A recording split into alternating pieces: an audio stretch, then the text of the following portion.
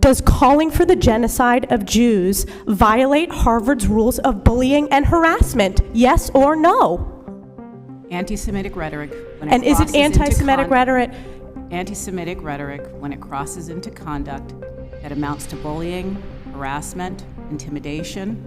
In the aftermath of Harvard President Claudine Gay's testimony on anti-Semitism before Congress, she found herself amid a storm of criticism. The answer is yes, that calling for the genocide of Jews violates Harvard Code of Conduct. Correct.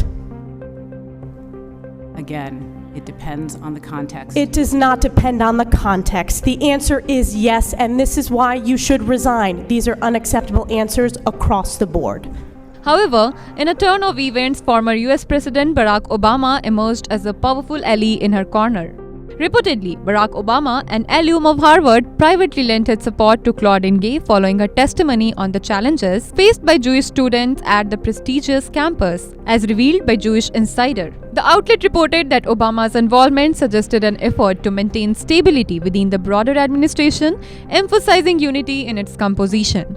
Claudine Gay's testimony in early December addressing concerns about anti-Semitism sparked controversy during questioning by the House Committee on Education and the Workforce. When asked about the university's policies on bullying and harassment regarding calls for the extermination of Jews on campus, Gay's response, stating that the school would consider context, drew condemnation from social media users and even the White House. Following the controversial hearing, Claudine Gay issued an apology and garnered support from the Fellows of Harvard Corporation, the university's leading governing body, in a statement on December 12th. This statement not only addressed her apology but also touched upon allegations of plagiarism raised against Gay's academic work back in October. Adding to the complexity, the Washington Free Beacon reported on Tuesday, December 19, that Stacy Springs, Harvard's research integrity officer, received a document detailing over 40 allegations of plagiarism against Gay's academic work, ranging from missing quotation marks to copying entire paragraphs.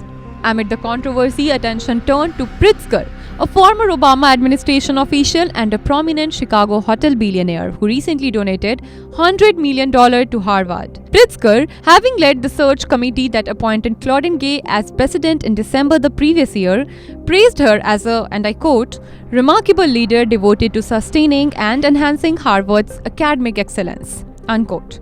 Despite questions from school newspapers reporters about whether Gay should resign, Pritzker, before signing the December 12 statement along with 11 other board members, refrained from answering. The statement confirmed Gay's full support from Pritzker.